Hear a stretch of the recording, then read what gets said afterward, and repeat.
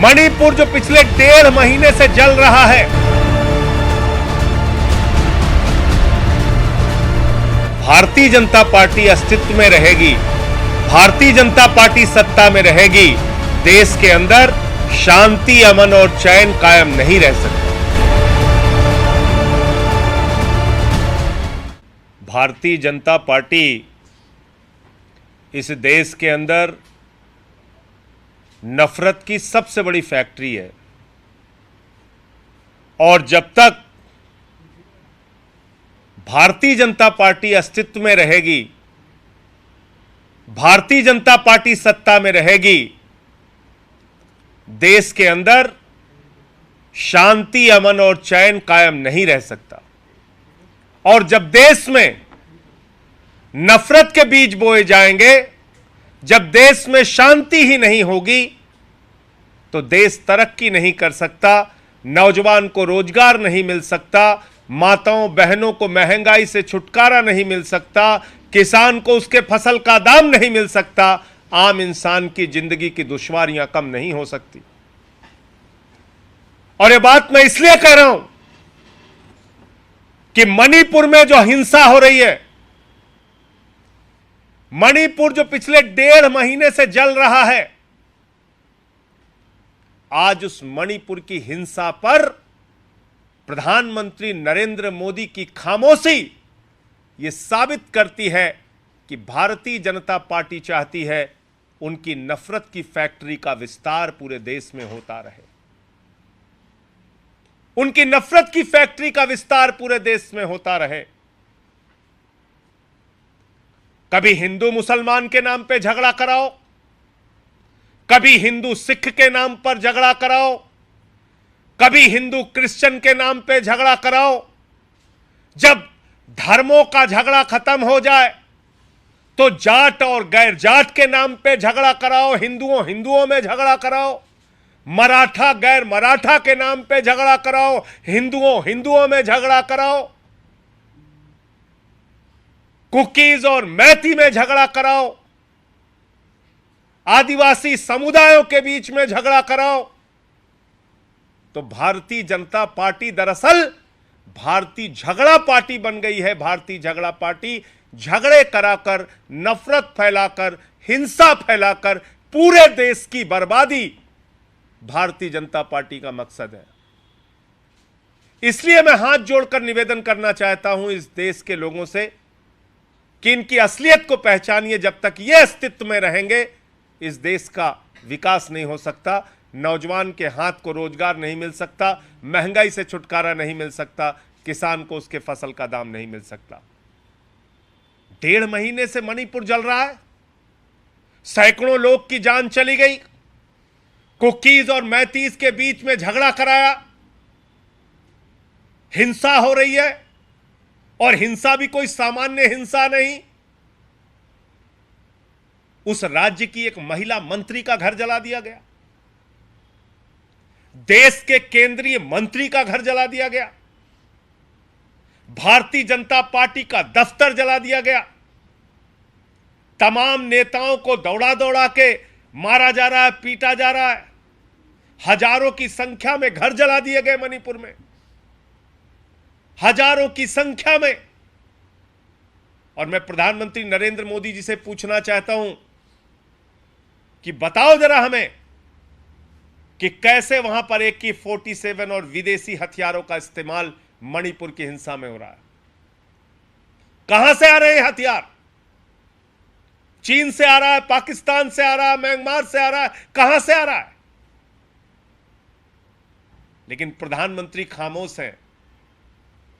प्रधानमंत्री नरेंद्र मोदी जी के मुंह से मणिपुर की हिंसा पे मणिपुर का मां नहीं निकल रहा है, मां। इसलिए यह साबित होता है कि एक अक्षम, एक गैर पढ़े लिखे, एक ऐसे प्रधानमंत्री देश के अंदर हैं जो देश को बर्बादी की ओर लेके जाना चाहते हैं। उनके पास कोई एजेंडा नहीं है, कोई दृष्टि नहीं है, कोई काम उनको नहीं करना है, सिर्फ नफरत फैलाओ और राज करो। यही भारतीय जनता पार्टी और देश के प्रधानमंत्री का फॉर्मूला है।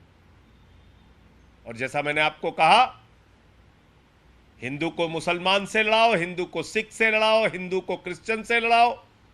जब धर्मों के झगड़े से खाली हो जाओ तो जाट को गैर जाट से लड़ाओ, मराठा को गैर मराठा से लड़ाओ, आदिवासी दो समुदायों के आदिवासी के दो समुदायों के बीच में झगड़ा कराओ, आदिवासी को आदिवासी से लड़ाओ।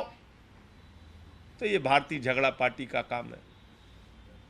इसलिए मैं प्रधानमंत्री जी से कहना चाहता हूं, प्रधानमंत्री जी, अमेरिका और विदेशों की सैर छोड़िए, हिंदुस्तान की जो परिस्थितियां हैं उसमें आइए, मणिपुर जाइए और जाकर उस परिस्थिति का सामना करके उसका समाधान कीजिए।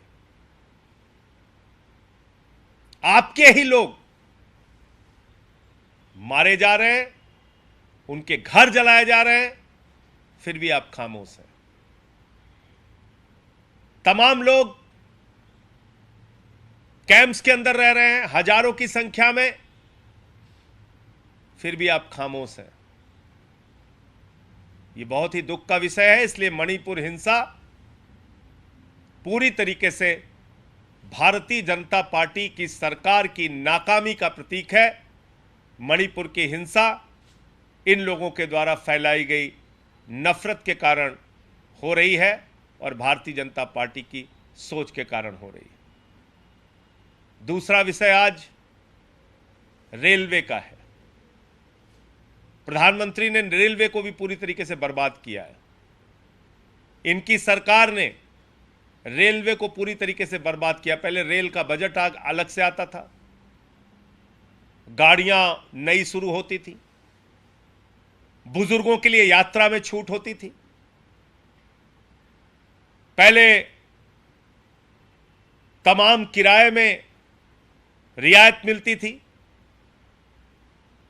आज बुजुर्गों को मिलने वाली कंसेशन इस सरकार ने खत्म कर दिया। सोचिए कितनी शर्मनाक बात है। अडानी को तो लाखों करोड़ का फायदा पहुंचाएंगे, लेकिन बुजुर्गों को, वृद्ध लोगों को जो छूट मिलती थी रेलवे में, वो छूट खत्म कर दी इस सरकार ने। पूंजीपतियों को तो लाखों करोड़ का टैक्स माफ करेंगे, लेकिन बुजुर्गों की जो छूट थी, जो कंसेशन था, उसको खत्म कर दिया। रेलवे सुरक्षा की बात करें, आज टिकट कटा के भी आपको सीट नहीं मिलती। भूसे की तरह, जानवरों की तरह ट्रेन में लोग भर भर के जा रहे हैं।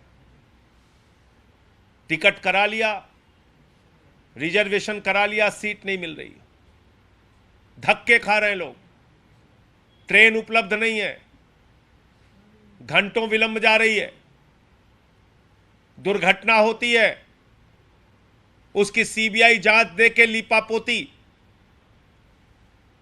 आप मुझे बताइए, जिस घटना के बारे में 3 महीने पहले 9 फरवरी को वहां के चीफ इंजीनियर की रिपोर्ट आ चुकी थी कि अगर यहां इंटरलॉकिंग सिस्टम ठीक नहीं किया गया, बालेश्वर वाली जो घटना हुई उसमें साफ तौर पे 3 महीने पहले 9 फरवरी को यह कहा गया कि अगर इलेक्ट्रॉनिक इंटरलॉकिंग सिस्टम ठीक नहीं किया गया तो यहां कोई बड़ी घटना हो सकती है। कब? 9 फरवरी की रिपोर्ट है, 9 फरवरी की चीफ इंजीनियर की रिपोर्ट है। और उस रिपोर्ट को रेल मंत्रालय ने और मोदी सरकार ने नजरअंदाज किया। जब 300 लोगों की जान चली गई तो वहां जाके ड्रामा कर रहे हैं, कह रहे हैं गर्मी है, गर्मी है, गर्मी है। ड्रामा हो रहा है। तो इसलिए रेलवे को बर्बाद करने का काम भी हमारे चौथी पास राजा ने किया। आज रेलवे में यात्री सुविधाएं समापन की ओर बढ़ रही हैं। दुर्घटनाएं दिन प्रतिदिन, पटरियों से ट्रेन का उतरना, ये तमाम घटनाएं तेजी के साथ बढ़ रही है। और एक मसला दिल्ली की कानून व्यवस्था को लेके है। आप सबसे कुछ छुपा नहीं है। कभी कई किलोमीटर तक एक बेटी को घसीट के मार दिया जाता है, कभी एक बेटी को चाकुओं से गोद के मार दिया लगातार कई चाकुओं से गोद गोद के उसको मार दिया जाता है, कभी एक बेटी को काट काट कर अलग अलग जगहों पर उसका शव फेंका जाता है, उसके टुकड़े फेंके जाते हैं, कभी गैंग वॉर होता है सड़कों पर दिल्ली के, कभी न्यायालय के अंदर हत्या होती है। यह दिल्ली की घटनाएं बता रहा हूं मैं। देश की राजधानी दिल्ली, जिसकी सुरक्षा व्यवस्था प्रधानमंत्री नरेंद्र मोदी जी के हाथ में है, जिसकी सुरक्षा व्यवस्था अमित शाह जी के हाथ में है, दिल्ली के एलजी महोदय के हाथ में है, विनय कुमार सक्सेना जी के हाथ में है। उनको तो केजरीवाल से लड़ने से फुर्सत है नहीं, तो कानून व्यवस्था कब देखेंगे? वो भी नफरत की फैक्ट्री के प्रोडक्ट हैं। तो नफरत की फैक्ट्री के प्रोडक्ट जो भी होंगे, उनको कानून व्यवस्था या शांति बहाली से तो कोई मतलब है नहीं, तो उनको तो झगड़ा करना है दिल्ली सरकार से, केजरीवाल से। तो कानून व्यवस्था कब देखेंगे? आज जिस तरीके से 2 बहनों की हत्या हो गई, सुबह सुबह गोली मार के हत्या हो गई, यह फिर से एक बार दिखाता है कि दिल्ली विनय कुमार सक्सेना के एलजी रहते हुए, अमित शाह के गृह मंत्री रहते हुए सुरक्षित नहीं है। महिलाओं के लिए सुरक्षित नहीं है, आम आदमी के लिए सुरक्षित नहीं है, न्यायालय तक सुरक्षित नहीं है। और पता यह चल रहा है कि वो सट्टेबाज थे, सट्टेबाज। कोई 15,000 रुपए के लेन देन का कोई प्रकरण, कोई मामला हो, परिवार के लोगों का बताना है, और उनको गोली मार दी जाती, 2 बहनों को, उनकी हत्या हो जाती है। तो मैं समझता हूं कि इसमें शीघ्र ऐसे मामलों में फास्ट ट्रैक कोर्ट बनाकर, इन मामलों को तेजी से चलाकर, जो लोग दोषी हैं उनके खिलाफ सख्त से सख्त कार्रवाई होनी चाहिए। मुझे इतनी बात कहनी थी। आपका कोई प्रश्न हो तो आप पूछ सकते हैं। इसमें बीजेपी और कांग्रेस दोनों आम आदमी पार्टी पर सवाल उठा रहे हैं। बीजेपी के हरीश खुराना का बयान है कि सीएम बताएं कि उन्होंने कितनी बार कमिश्नर से मीटिंग की, सांसदों के साथ कितनी बार बैठक की कानून व्यवस्था को लेकर। देखिए, ऐसा है कि दिल्ली की कानून व्यवस्था भारतीय जनता पार्टी, मोदी सरकार और अमित शाह के हाथ में है। उन्होंने यहां पर एक झगड़ेबाज एलजी बिठा रखा है, जिसको कोई काम करना नहीं, वो दिन रात झगड़ा करता रहता है सरकार से, उसको कानून व्यवस्था देखनी नहीं। क्या दिल्ली के किसी थानेदार के खिलाफ अरविंद केजरीवाल कार्रवाई कर सकते हैं? क्या दिल्ली के कमिश्नर, डीसीपी के खिलाफ अरविंद केजरीवाल कार्रवाई कर सकते हैं? क्या जिस क्षेत्र में सट्टेबाजी हो रही है, अपराध हो रहा है, हत्या हो रही है, उस पुलिस अधिकारी के खिलाफ कोई सस्पेंशन की, कोई निलंबन की कार्रवाई अरविंद केजरीवाल जी कर सकते हैं? तो ये अपने गुनाह दूसरे के ऊपर टालने से कब तक काम चलेगा? अरे केजरीवाल जी के हाथ में दिल्ली की सुरक्षा के लिए जो करना होता है, सीसीटीवी कैमरे का जो जाल बिछाया है, उसमें दुनिया में नंबर 1 शहर दिल्ली है। जो हमारे काम है हमने किया है। केजरीवाल जी ने सीसीटीवी कैमरों का जाल बिछाया। प्रधानमंत्री की भतीजी का भी पर्स छीना गया, तो पुलिस ने उसी कैमरे से, सीसीटीवी कैमरे से फुटेज निकालकर अपराधियों को पकड़ा। तो हमारे जिम्मे तो जो काम है उसको बेहतरीन करके दिखा रहे हैं। लेकिन इस प्रकार की गुनाहों पे, अपराधों पे बातें कहना और अपनी गलती को दूसरे के सर मढ़ना, ये भाजपाइयों को बंद करना चाहिए और अपने अंदर झांकना चाहिए, इसका जवाब देना चाहिए। सर, आप लोग कई बार इस सरकार की तुलना इमरजेंसी वाले दौर से करते रहे।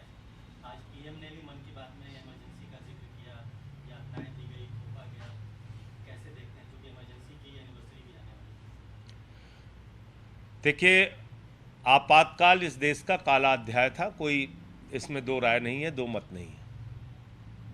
लेकिन आज क्या कर रहे हो आप? कानून मानना नहीं, संविधान मानना नहीं, लोकतंत्र मानना नहीं, संघीय ढांचा मानना नहीं।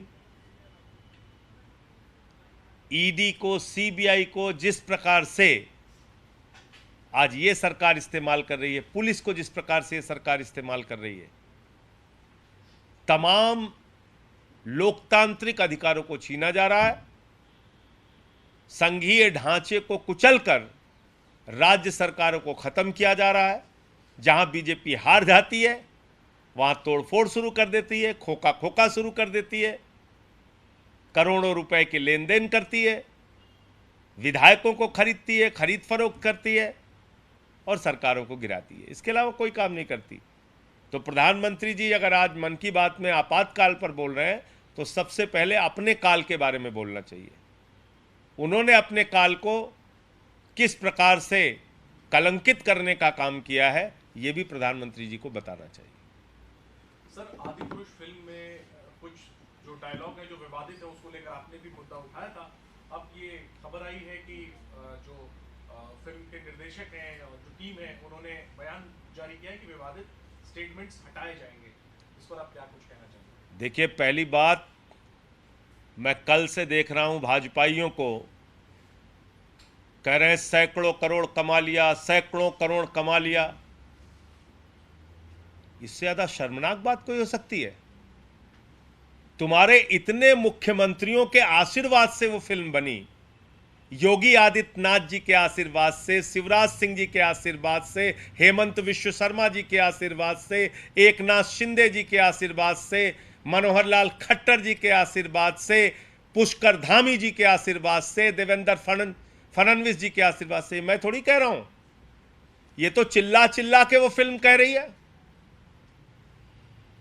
इस फिल्म को देखा उन लोगों ने, इसमें पूरा सहयोग किया बीजेपी के नेताओं ने। तो क्या उस समय उनकी बुद्धि, उनकी सोच आसमान में चली गई थी? उनको अकल तब नहीं आ रही थी जब बीजेपी के नेताओं ने यह भाषा देखी, यह फिल्म देखी? और छोड़ दीजिए आप आम आदमी पार्टी की बात, रामानंद सागर जी के रामायण सीरियल में भूमिका निभाने वाले, प्रभु श्री राम की भूमिका निभाने वाले अरुण गोविल जी ने भी इस फिल्म की निंदा की। उस सीरियल में लक्ष्मण की भूमिका निभाने वाले सुनील लहरी जी ने भी इस फिल्म की निंदा की, इसकी अमर्यादित भाषा को शर्मनाक बताया। यह फिल्म रिलीज कैसे हो गई? सवाल तो इस बात का है, सेंसर बोर्ड जो है, भाजपाइयों का सेंसर बोर्ड, वो भांग खा के सो रहा था क्या? उसको अकल नहीं आ रही थी? आप प्रभु श्री राम के नाम पर एक फिल्म बना रहे हैं, उस पे एक काल्पनिक दृश्य दिखा रहे हैं जिसमें सीता मैया को कोई छोरा लगा रहा है। यह किसको स्वीकार्य है हिंदुस्तान में? बताओ जरा मुझे, किस व्यक्ति को यह स्वीकार्य है? किस हिंदुस्तानी को यह स्वीकार्य है? किस हिंदू को यह स्वीकार्य है कि कल्पना के आधार पर एक दृश्य, रामायण के आधार पर बनी फिल्म आदि पुरुष में दिखाया जाए जिसमें सीता मैया के गर्दन पर छुरी दिखाई जाए? किसको बर्दाश्त है बताइए आप? सुसैन वैद्य नहीं आ रहे हैं उसमें, फिल्म में। उसमें दो महिलाएं आ रही हैं। श्री लक्ष्मण जी को वैद्य की जगह वो आके जड़ी बूटी दे रही हैं। ये क्या बना रहे हैं आप फिल्म में? तमाशा कर रहे हैं। डायलॉग तो मैंने कल सुनाया था, आज दोबारा सुनाने का मन नहीं है, कहिए तो फिर से सुना दो। तो सड़क छाप भाषा का इस्तेमाल आप कर रहे हैं, भगवान श्री राम का, भगवान बजरंग बली का, माता सीता का घोर अपमान कर रहे हैं और भाजपाइयों के आशीर्वाद से कर रहे हैं, बीजेपी नेताओं के मिलीभगत से कर रहे हैं। और उसका जश्न मना रहे हैं, कह रहे हैं सैकड़ों करोड़ कमा लिया, सैकड़ों करोड़ कमा लिया। अरे वाजपेयियों, धर्म को धंधा मत बनाओ। बीजेपी के लोगों, धर्म को धंधा मत बनाओ। प्रभु श्री राम के नाम पे फिल्म बना के सैकड़ों करोड़ कमा लिया तो पीठ थपथपा रहे हो, सैकड़ों करोड़ कमा लिया, सैकड़ों। अरे भगवान का अपमान करके सैकड़ों करोड़ कमा लिया तुमने, उसका जश्न मनाओगे? तो इस फिल्म को बनाने वाले लोगों के खिलाफ, और ये जो लोग, जिन मुख्यमंत्रियों का नाम मैंने लिया है, इन सब को सामने आकर देश के लोगों से माफी मांगनी चाहिए। जो कल मैंने कहा था, आज फिर उस बात को दोहरा रहा हूं कि इन लोगों को सबसे पहले माफी मांगनी चाहिए। और सेंसर बोर्ड ने इस फिल्म को पास कैसे किया, स्वीकृति कैसे दी, प्रधानमंत्री नरेंद्र मोदी जी को और जेपी नड्डा जी को भी इस देश के लोगों से माफी मांगनी चाहिए। क्या आप लोग बैन लगाएंगे सर दिल्ली में? क्या बैन लगना चाहिए इस फिल्म पर? देखिए, ये फिल्म तो अपने आप बैन हो जाएगी, लोग देखेंगे ही नहीं। मैं तो कह रहा हूं कि ऐसी फिल्म को देखना ही नहीं चाहिए।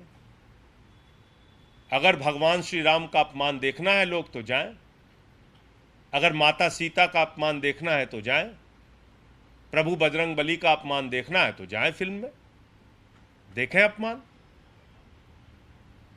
अगर रामचरितमानस का, रामायण का अपमान देखना है तो जाएं, अगर नहीं देखना है तो ना जाएं।